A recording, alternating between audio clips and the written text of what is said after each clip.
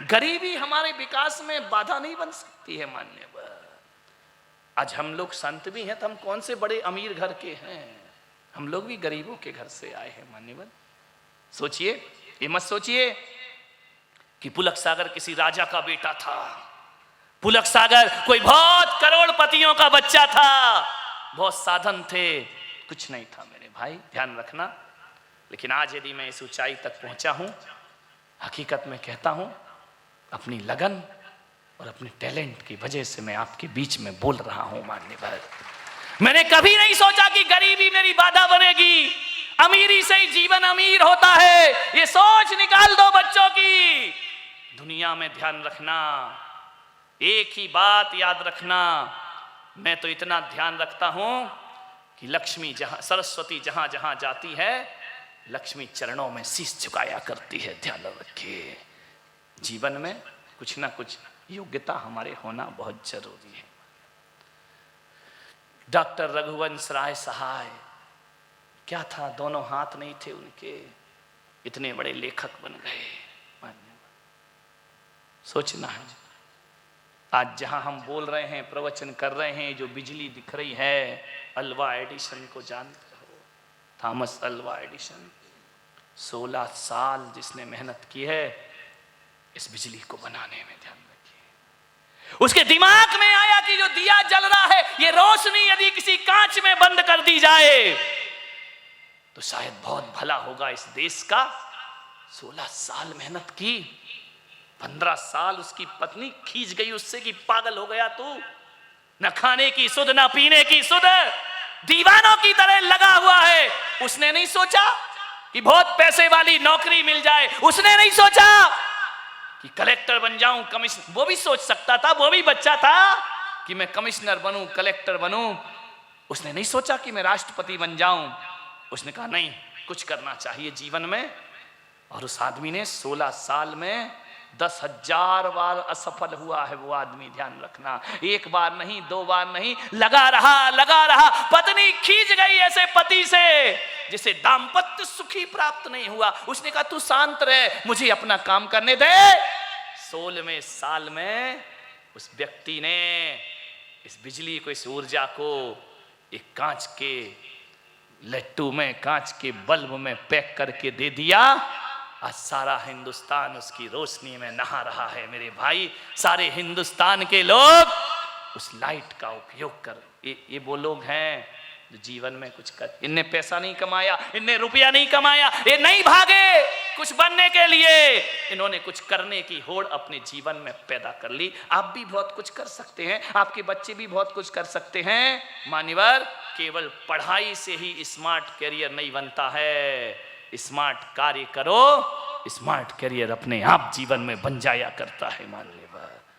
थोड़ा सा जीवन में समझने का प्रयास करिए मान्यवर। एक सुनियोजित ढंग से जीवन में काम करो। मैं पूछता हूं महिलाओं से, क्या करती हो? बहुत बिजी है महाराज। एक छोटे से बच्चे से पूछो दर्शन को क्यों नहीं आता, टाइम नहीं है, बहुत बिजी हूं। एक आदमी से पूछो क्यों नहीं आ रहे वर्किंग डे पर, टाइम नहीं है।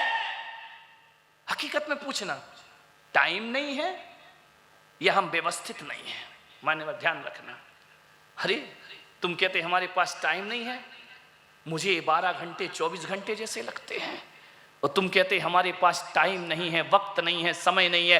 एक बात याद रखिए, समय दुनिया में किसी को नहीं मिला करता है, समय निकालना पड़ता है मेरे भाई। समय निकालिए, समय निकालोगे बहुत कुछ प्राप्त होगा। मैं कहता हूं आपके पास व्यस्त बहुत है, इतने बिजी हो, और पूछा जाए कि काम क्या है तो बोले कुछ नहीं। ध्यान रखना, बिजी बहुत है, काम कुछ नहीं है। मैं आपको इजी लाइफ बता सकता हूं, आपका अच्छा कैरियर बना सकता हूं। रोज सुबह उठकर कागज पेन लो और लिखो कि आज मुझे दिन भर में कौन कौन से काम करना है। ध्यान रखिए, आप कहते हैं ना हमारे पास समय नहीं, इतना समय है तुम्हारे पास कि जो 12 घंटे में काम करते हो वो 4 घंटे में हो सकते हैं। 8 घंटे आपको फ्री मिल सकते हैं मेरे भाई, लेकिन हम व्यवस्थित नहीं हैं, हम सुनियोजित तरीके से जिंदगी नहीं जीते हैं। हमारा कोई टाइम टेबल नहीं हुआ करता है। जब मन आया तब उठ गए, नाश्ता किया तो किया, नहीं किया तो नहीं किया। कभी 8 बजे किया, कभी 9 बजे किया, कभी 10 बजे किया, कभी किया ही नहीं। ये अव्यवस्थित जिंदगी है तुम्हारी, ध्यान रखना। मान्यवर, हम साधु संतों का देखो, हर चीज टाइम पे है।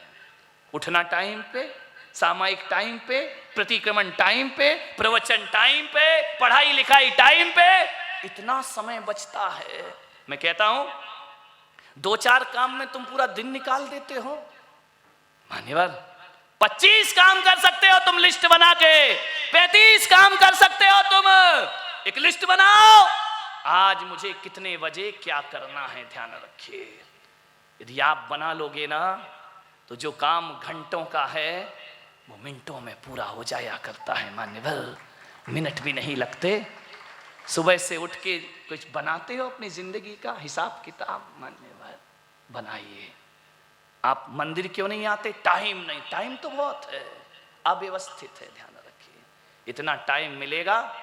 अभी आ रहे हो कि नहीं, एक बात बताओ, मंदिर जाने का टाइम नहीं, वो जी 1.5 2 घंटे यहाँ बिता रहे हो, घर भी चल रहा है, खाना भी बन रहा, सब कुछ हो रहा है, अब टाइम कैसे मिल रहा है? बोलिए। जो रोज प्रवचन में आ रहे हैं, मंदिर नहीं जाते, स्वाध्याय नहीं करते, पूजा नहीं करते, बोले क्यों? टाइम नहीं है।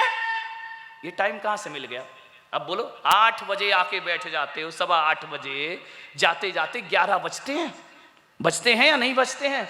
घर का खाना भी बनता है, घर की व्यवस्था भी होती है, स्कूल भी बच्चे जा रहे हैं, सब चीज हो। अब कहां से मिला ये 2-2.5 घंटे? मैं जिस दिन बिहार कर जाऊंगा ना, ये 2-2.5 घंटे तुम फिर बिजी हो जाओगे, ध्यान रखना। फिजूल के काम में, काम कुछ नहीं, व्यस्त बहुत है, ध्यान रखिए। इतने बिजी कहां से निकल रहा है ये टाइम? ये बैठे हुए हैं। यदि मैं बाहर चला जाऊं, बोलो सुजाता बहन आना, कहेगी महाराज टाइम नहीं है, वो दिन भर तो यहीं रहते हैं। विचार करिए, वक्त निकालो, सब निकलता है। स्मार्ट कैरियर बनाना है तो स्मार्ट कार्य करना पड़ेंगे। हार्ड वर्किंग से कोई स्मार्ट कैरियर नहीं बना करता है। अच्छा बनाओ, अच्छा करो, समझ के करो, व्यवस्थित करो, जीवन सफल होगा। मान्यवर, करसन भाई पटेल जानते होंगे, उनकी पत्नी, वो केमिस्ट थे, पढ़ लिख के केमिस्ट बन गए। एक दिन उनकी पत्नी कपड़े धो रही थी, पहले मशीन तो चलती नहीं थी, वॉशिंग मशीन, कपड़े धो रही थी तो एक साबुन चलती थी पहले, गाय छाप, इतनी हार्ड कि किसी को मार दो तो सिर फूट जाए। कपड़े धोने की साबुन पहले ऐसे ही आती थी, इतनी सॉफ्ट नहीं होती थी, ध्यान रखना। बहुत हार्ड लगी, किसने? कपड़ा भी अपनी तरफ खिंच रहा है, साबुन अपनी तरफ जा रही है, लगी घंटा भर से। उसके पति ने देखा, यार ये इतनी मेहनत करती है, एक शर्ट धोने में इसको साबुन घिसने में कितना वक्त लग रहा है। ना जाने उसके पति को क्या सूझा, उसने कहा कुछ करना चाहिए। क्या करना चाहिए? कौन बोला? साथ में कपड़े धुलवाना चाहिए। महिलाएं बहुत होशियार हैं, बातें मत करो, बोले आके धुलवाओ, पता पड़ जाएगा। विचार करिए, बोले कुछ करना चाहिए, कुछ करना चाहिए। इतनी हार्ड साबुन, उसके दिमाग में आया, यार इसका पाउडर बन सकता है क्या, ताकि मेरी पत्नी को मेहनत भी ना करना पड़े, कपड़े भी साफ हो जाए। ध्यान रखना, कीमत भी कम हो। बैठा बैठा सोच रहा था, अपने भीतर की टैलेंट को जागृत कर रहा था, और उस आदमी ने मेहनत करके साबुन का पाउडर बना दिया। ध्यान रखना, और पाउडर बनाने के बाद उसकी एक बेटी थी, बड़ी प्यारी सी बेटी, उसने उसका नाम रख दिया पाउडर का निरमा। ध्यान रखना, सोचिए, पत्नी से प्रेरणा लेकर उन्हें प्रस्तुत किया, दूध सी सफेदी, बोलो निरमा से आए हैं, सबकी पसंद। उस दिन से मोटी साबुन चली गई। ध्यान रखना, मान्य बात, सोचना है, ये कैरियर ऐसे बना करते हैं जीवन के। उसने सर्विस छोड़ दी, जॉब छोड़ दिया, और और निरमा का मालिक बना। और निरमा ऐसा चला, आज भी गांव में जाओ तो कोई वॉशिंग पाउडर नहीं बोलता, बोले बोला निरमा देना, पता चले वो सर्फ दे रहा हो। सर्फ भी देगा तो निरमा ही कहलाएगा, ध्यान रखना। सोचना है आपको, कोई भी पाउडर हो, चाहे वो घड़ी दे रहा हो, व्हील दे रहा हो, गांव का आदमी कहता निरमा, ध्यान रखा। जबकि निरमा उसकी लड़की का नाम है, निरमा उसकी कंपनी का नाम है, निरमा उसने वॉशिंग पाउडर, कोई नहीं कहता कपड़े धोने वाला पाउडर दो। मान्यवर ध्यान रखिए, सोचिए, आप विचार करिए, उसका नाम उसकी पहचान बन गई, ध्यान रखना है मान्यवर। ये साधारण लोग ही तो सब काम करते अपने जीवन में, सोचना है आपको। एक महिला पढ़ी लिखी नहीं थी, 19 साल की हुई, उसकी मां की मौत हो गई, लड़की। 2 साल बाद पिता चल बसे। जवान लड़की 21 साल की हो गई, मां भी गई, पिता भी गए। चाचा चाची ने शादी कर दी, शादी हो गई, बाहरी बदकिस्मती। वो लड़की शादी तो हो गई, साल भर बाद विधवा हो गई। उसके पति का एक्सीडेंट हुआ, मौत हो गई उसकी, विधवा हो गई। वो पढ़ी लिखी नहीं थी, लेकिन विवाह कर दिया कि चलो अच्छे घर में कर दिया, बड़े घर में कर दिया, विधवा हो गई 1 साल में। परेशान हो गई वो। मालूम है उसने क्या किया? किसी से सहारा नहीं मांगा, किसी के सामने हाथ नहीं फैलाया। उसने कहा मैं अपना करियर खुद बनाऊंगी। उससे कहा कि तुझे आता क्या है? कुछ तो आता होगा मुझे। एक स्कूल में प्यून की नौकरी मिल गई उसको, कम पढ़ी लिखी थी। पानी पिलाती दिन भर बच्चों को। आजकल तो फ्रिज लगा हुआ है, पहले नहीं होता था, गिलास से पिलाना पड़ता था। पानी पिलाती, छुट्टी होती बच्चों की, दरवाजे के बाहर बैठ जाती क्लासरूम में, 10th की क्लास के सामने बैठी, पानी भी पिलाती और पढ़ाई भी करती। ध्यान रखना, पढ़ती लिखती। मालूम है आपको, उसने 10th पास की।